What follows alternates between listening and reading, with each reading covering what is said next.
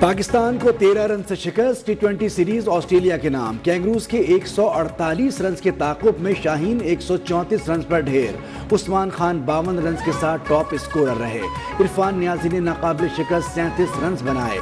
آسٹریلوی bowler spinner Johnson نے 5 وکٹیں حاصل کی۔ سیریز میں میزبان ٹیم کو 2-0 کی برتری۔ آخری مارکہ پیر کو ہوبارٹ میں ہوگا۔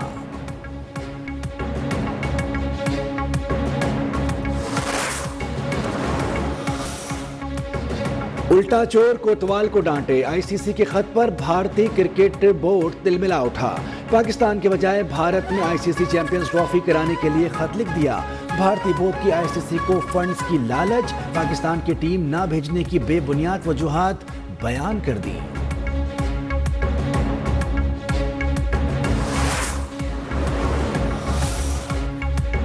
کھیل کے میدانوں میں بھی بھارتی سازشوں اور اوچھے ہتھ کنڈوں کا سلسلہ نہ رکا۔ بھارتی دباؤ پر آئی سی سی نے چیمپئنز ٹرافی کے پاکستان ٹور کا شیڈیول تبدیل کر دیا۔ ٹرافی ٹور سے آزاد کشمیر کا وینیو نکال دیا۔ 17 نومبر کو ٹرافی ٹیکسلا اور خانپور کا سفر کرے گی۔ 18 نومبر کو ایبٹ آباد اور 19 کو مری لائی جائے گی۔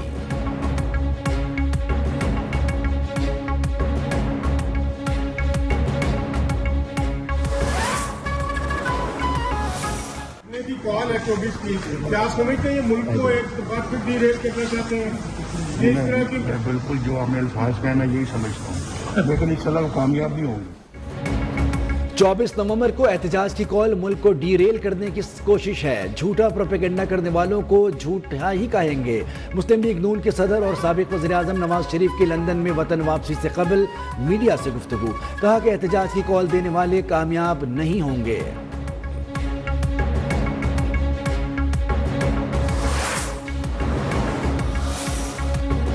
24 نومبر کو بانی نے قوم کو اپنے حقوق کی آواز بلند کرنے کی دعوت دی۔ درخواست ہے تمام لیڈر اور کارکنان بانی کی کال پر باہر نکلیں۔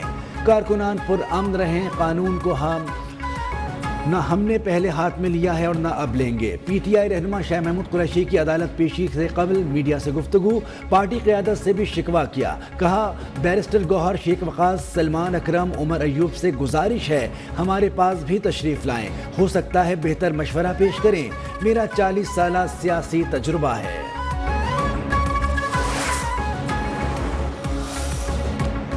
تحریک انصاف کے امریکی حمایتیوں کا ایک اور یو ٹرن، غلامی نامنظور کا علم بلند کرنے والوں نے آزادی نامنظور کا نعرہ لگا دیا۔ تحریک انصاف کے چند حمایتیوں نے ملک کے بجائے سیاسی مفاد کو پھر فوقیت دے دی، اپنا ہی بیانیہ زمیں بوس کر دیا۔ 46 ارکان کانگریس کا صدر بائیڈن کو ایک اور خط، لکھے گئے خط میں نہ کشمیر کا ذکر کرنا، نہ پاکستان کے خلاف ہونے والی دہشت گردی کا، الیکشن میں دھاندلی کی طوطا کہانی اور بنا ثبوت متفرق الزامات۔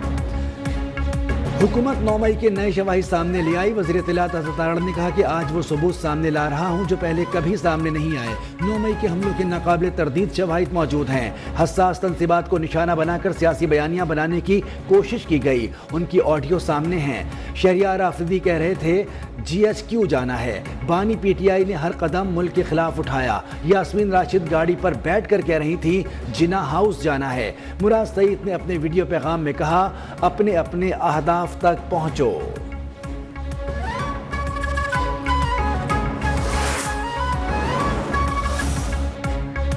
جی ایچ کیو حملہ کیس میں بانی پی ٹی آئی اور دیگر پر فرد جرم تیسری بار ٹل گئی۔ کیس میں 102 ملزمان کے وکلاء کے وکالت نامے ہی نہیں۔ پروسیکیوٹر کی کیسز کی پیروی کے لیے اسٹیٹ کونسل مقرر کرنے کی استدعا۔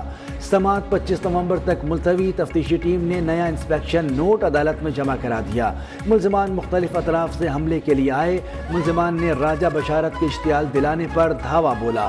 رپورٹ 54 مقامات سے جمع شواہد کی بنیاد پر تیار کی گئی۔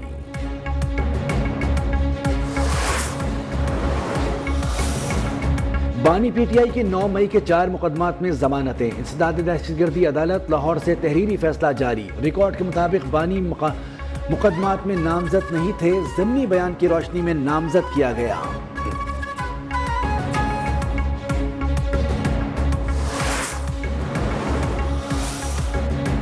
خطے میں پائیدار امن کے قیام کے لیے امریکہ کو مؤثر کردار ادا کرنا ہوگا۔ بیرسٹر سیف کی امریکی قونصل جنرل شانٹے مور سے ملاقات میں گفتگو، کہا خیبر پختونخوا کے عوام نے قیام امن کے لیے بے شمار قربانیاں دی، خطے میں پائیدار امن کے لیے امریکہ کردار ادا کرے۔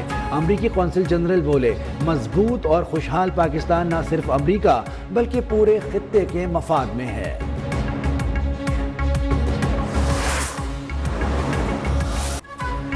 زہریلی اسموگ نے عوام کی جان نہ چھوڑی، پنجاب میں فضا آلودگی کے باعث سانس لینا محال، سرگودا، لاہور، ملتان، سیالکوٹ، فیصل آباد کی فضا بدستور آلودہ، عوام خطرناک بیماریوں کا شکار، حکومت کی عوام سے ماسک پہننے کی اپیل۔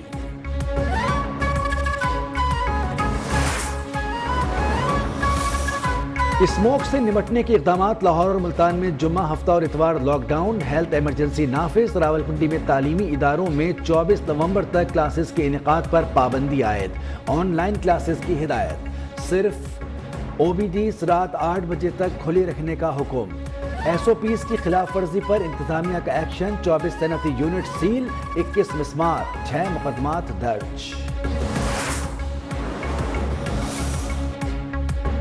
ملک بھر میں موسم سرما کی انٹری، اسلام آباد، راولپنڈی سمیت ملک کے بالائی علاقوں میں بارش اور پہاڑوں پر برف باری، پشاور، خیبر پختونخوا، چارسدہ، لکی مروت میں بھی بادل خوب گرجے برسے، سوات کی خوبصورت وادی کالام میں برف باری، آزاد کشمیر میں پہاڑوں پر سفید موتی بکھر گئے، ملکہ کوہستار مری میں ہر سو سفیدی چھا گئی، محکمہ موسمیات کی بارش کا سلسلہ وقفے سے جاری رہنے کی پیش گوئی۔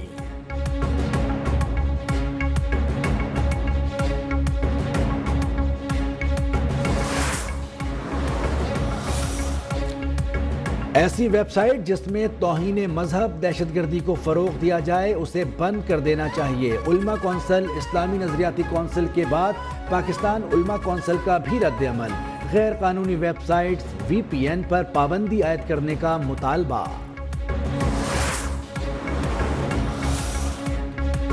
سیاست دانوں کا ٹرائل کریں، بے گناہ لوگوں کے لیے معافی کا اعلان کیا جائے، عوامی مسلم لیگ کے سربراہ شیخ رشید کا مطالبہ، کہا قوم مہنگائی کے چنگل میں جکڑ گئی ہے، مہنگائی کا خاتمہ، عام معافی چاہتا ہوں، اگر ہم گناہ گار ہیں تو سزا دیں، اصل سزا قوم کو مل رہی ہے۔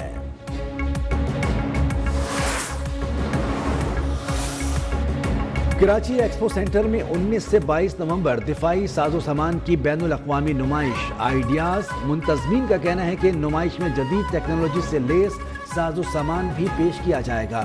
دنیا کے 55 ممالک کے 330 غیر ملکی نمائش کنندگان اور 33 غیر ملکی وفود شرکت کر رہے ہیں۔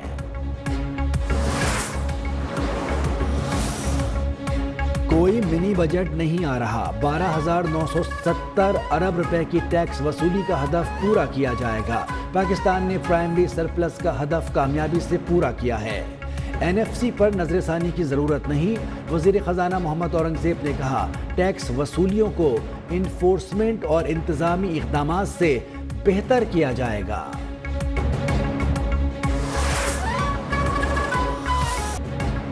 آئی ایم ایف کا معیشت میں حکومتی مداخلت کم کرنے پر زور، پاکستان اور آئی ایم ایف کے درمیان کامیاب مذاکرات کا اعلامیہ جاری، 5 روزہ مذاکرات میں معاشی اصلاحات پالیسیز، حکومتی کارکردگی کا جائزہ، موجودہ پروگرام کے اہداف پر سختی سے عمل درآمد کی ضرورت پر زور، پاکستان کی آئی ایم ایف کو بیرونی فائنینسنگ کے انتظامات کی یقین دہانی، مشن چیف نیتھن پورٹر کا کہنا تھا کہ مذاکرات کے لیے پاکستانی حکام کا رویہ بڑا حوصلہ افزا اور معاون تھا۔